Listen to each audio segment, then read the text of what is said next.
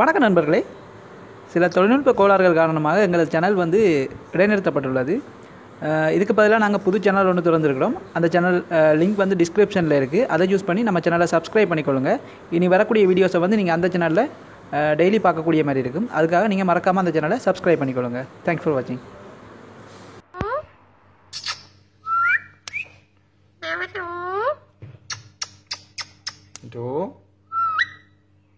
Number two.